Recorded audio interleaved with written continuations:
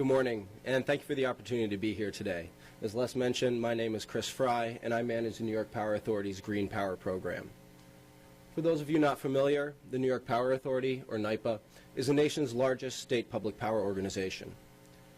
In 2012, we generated nearly 25% of the electricity in the state, about 70% of which was from hydropower. Tangentially, our hydropower contributes to the achievement of New York's 30% by 2015 renewable energy goal, but is not considered renewable for the purpose of this presentation. We serve other public entities, electric cooperatives, and hundreds of businesses through our economic development programs, supporting hundreds of thousands of jobs with low-cost hydropower. One common misperception worth addressing is that, while we are a state entity, we're entirely self-sufficient and don't receive any taxes or other state support. We have two main programs involving the financing of renewable energy. First, our Energy Services Program develops on-site renewable energy projects, and secondly, our Green Power Program provides market-supplied renewable energy to participating customers. So first, Energy Services. NYPA has been a recognized leader in energy efficiency since the mid-1980s, and our energy services offerings also include clean transportation and renewable energy. In addition to our core energy customers, we're able to provide energy services to all public entities in New York State, all non-for-profit schools, and all businesses participating in our economic development programs. As you can see, our energy services projects have resulted in some pretty impressive achievements to date. Now, the majority of those statistics are attributable to our energy efficiency projects, but we've also installed over 13,000 kilowatts of solar panels, wind turbines, landfill gas-based generators, and fuel cells, and we have over 6,700 kilowatts in construction and development. So how have we accomplished this? We provide turnkey project development, from conducting energy audits through project design and construction, as well as financing. We've funded over $1.6 billion in energy services projects since 1990, and we expect to finance an additional $1 billion in projects over the next 4 years, which includes projects in support of the Governor's new Build Smart New York initiative. But how are we able to make renewable energy projects financially feasible? First of all, our customer-sited renewable energy projects are generally implemented in combination with energy efficiency measures, allowing our customers to invest in renewable energy with a reasonable blended rate of return. Standalone renewable energy projects can be difficult to finance, especially in the current low power price environment. But the abundance of highly profitable energy efficiency opportunities has allowed us to develop renewable energy projects that might not have been financially feasible on their own. Secondly, distributed generation projects avoid transmission and delivery costs. As such, they compete on a dollar per megawatt hour basis with all-in retail rates, as opposed to wholesale energy market rates, which gives distributed renewables a considerable advantage over utility-scale projects. And last but not least, we finance most of our energy services projects for our customers through a revolving credit program. The interest rates we charge our customers are generally based on our cost of debt, so they tend to be very low because we're highly creditworthy and our debt is generally tax exempt. Customer repayment is typically based on energy savings and is generally within 10 years, but depending upon the type and scope of the project, maybe up to 20 years. So turning now to our second program involving renewable energy, my area, our Green Power Program provides market-supplied renewable energy to participating customers in the form of environmental attributes, which are more commonly known as renewable energy credits, or RECs. A REC is the difference between purchasing renewable energy and conventional energy. The purposes of our Green Power Program are threefold. First, to meet our customers' needs while minimizing their cost. Second, to support the achievement of New York's renewable energy goals.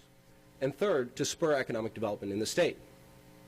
With those purposes in mind, we operate it as a procurement-based program, wherein we aggregate and consolidate demand among our customers and conduct periodic competitive solicitations to meet their needs. When we're able to aggregate enough demand, we'll issue an RFP, or a request for proposals, to develop a new utility-scale renewable energy project. When we're unable to aggregate enough demand to support the development of a new project, we meet our customers' short-term and incremental needs by sourcing supply from existing facilities. So a little background. Our Green Power program arose in response to customer needs in 2005 when we provided 30 gigawatt hours of RECs through this program. We've witnessed an explosion in customer demand, and our Green Power program has grown nearly eightfold since inception to reach over 232 gigawatt hours in 2011. To put that in perspective, 232 gigawatt hours is equivalent to the annual energy consumption of nearly 32,000 average New York homes. And the renewable energy credits that we provided to our customers in 2011 avoided over 73,000 tons of carbon dioxide emissions, which, as you can see, is equivalent to a lot of gasoline or the annual sequestration of a sizable forest. Since inception, our Green Power program has enabled 111 megawatts of new projects to be developed and supported numerous existing facilities. So what about financing? We don't finance any of the projects in our Green Power program. Instead, we rely on public-private partnerships. But we play a crucial role in enabling new projects by structuring the transactions the way we do and serving as a creditworthy off-taker. Before I delve into the details of the specific contracting structure that we use, I think it's instructive to consider the factors that affect the cost of renewable energy. Aside from development, construction, and equipment costs, financing costs and risk contingencies can contribute significantly to the cost of renewable energy projects. A few risks that I would like to highlight include energy market price risk, REC market risk, and counterparty credit risk. Energy markets are inherently volatile, exposing independent power producers to revenue risk. Financiers of renewable energy projects are unwilling to bear that risk, requiring developers to hedge the energy market price risk, which is entirely possible but entails additional cost. The REC market is in many ways even riskier than the energy market, since it relies on two sources of demand, but both of which are uncertain. A significant portion of REC market demand stems from states' renewable portfolio standards, which exposes the industry to political uncertainty and regulatory risk. The remaining REC market demand stems from the voluntary market, which, as its name implies, is highly uncertain. Since RECs are inherently non-essential products, the lights will stay on whether you purchase a REC or not. And last but not least, renewable energy transactions are subject to counterparty credit risk. Long-term contracts are great for developers, but only if the counterparty is creditworthy enough to sufficiently assure the financiers, as NYPA is. So how do we structure our contracts to optimize the allocation of risk and minimize the cost to our customers? We do so by entering into what are called financial energy swap and environmental attribute sale agreements, more commonly known as contracts for differences, or CFDs. And I've recently heard these referred to as virtual PPAs. Under one of these contracts, we agree upon a contract capacity in megawatts and a production estimate and limit in megawatt hours. We agree upon a single, fixed, all-in price that the developer will receive per megawatt hour for both the energy and the associated RECs. However, the developer doesn't sell the energy to us, but into the New York ISO wholesale market, and gets paid the market price.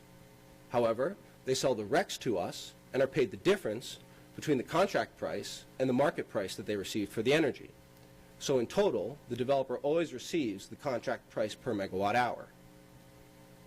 Relating this back to the risks I just highlighted, this structure effectively transfers the energy market price risk from the developer to us, providing them with price certainty over the term of the contract.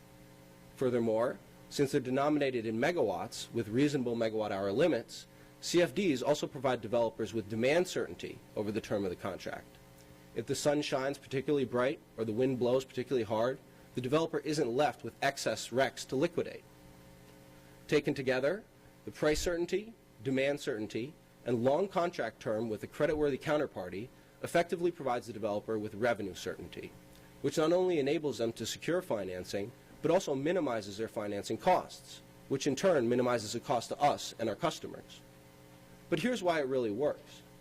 This structure effectively guarantees the developer sufficient revenue to cover their costs and earn a reasonable return.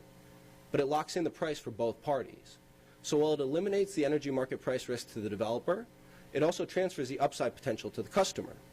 If energy market prices rebound, the increased project revenue accrues to the customer rather than the developer through a reduction in the REC price. So how has this worked? We found that it's worked quite well.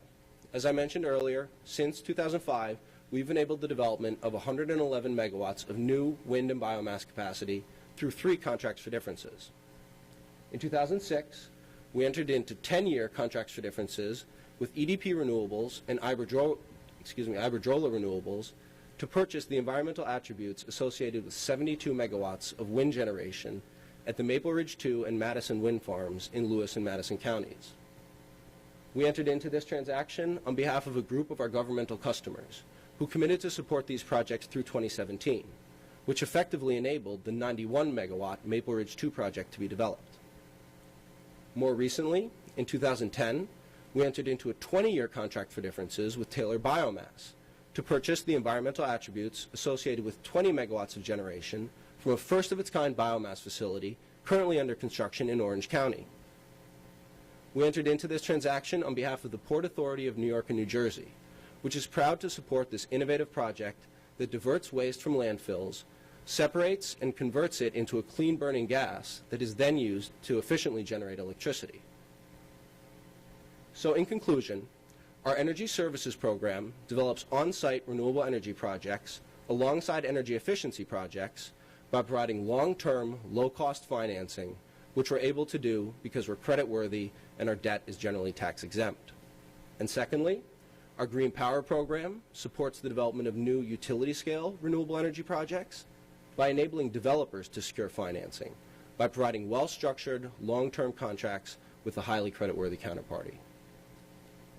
Thank you for your attention. I'd be happy to answer any questions now, or you're always welcome to email me at greenpower@nypa.gov.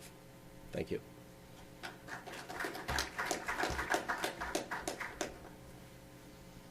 Most of your work done strictly with electricity? Do you also do thermal with either heat or cooling, chilled water? We do thermal projects. Our focus is on electricity, but certainly when we're evaluating the energy efficiency of a building, we also need to take into account thermal efficiency. Thank you. Question one, is it possible to get a copy of that? Absolutely. A little hard to follow. Okay. No problem. So we would like to take a also, do you have any programs where the wish power can be sold back to the grid?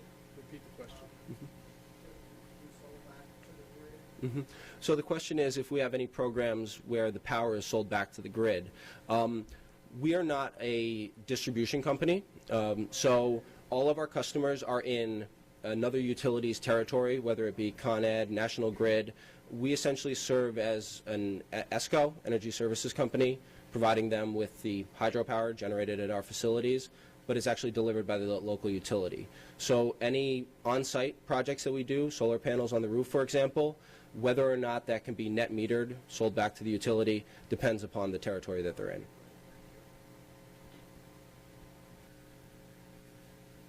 I have a question about seawater cooling. Is that something you're looking at? Seawater cooling. The question was about seawater cooling. It's not an area that I'm familiar with. Okay, I'll send you that. Okay. Question in the back. Yes. What's the relative size of the voluntary grant? What's the Minuscule. It's the vast majority is driven by states' renewable portfolio standards. So in New York State, we have the 30% by 2015 renewable portfolio standard. That's the overall standard for the energy in the state. Our hydropower, which has existed for many, many years, contributes to that. NYSERDA is actually tasked with achieving the remainder of that goal. It's a little bit different from a lot of other states. We have a central procurement method here. But yes, the vast majority of demand is driven by states' renewable portfolio standards. The voluntary market continues to grow every year. There's different estimates out there, but it's, according to the Center for Resource Solutions, which administers the Greenie Energy program, it's approaching, I believe, 40%. The wind projects that you mentioned that you've gotten involved in, are those part of those through iCAN solicitations, or are they individual negotiations where developers approach you? No, they're derived from solicitations. All our RFPs are done competitively. We're always happy to meet with developers to hear what ideas they have, projects they have in the pipeline, but when it comes time for us to actually potentially enter into a contract, we conduct a full competitive solicitation. Yeah, the question was about wind and individual wind projects. Great. Chris, thank you so much. Thank you.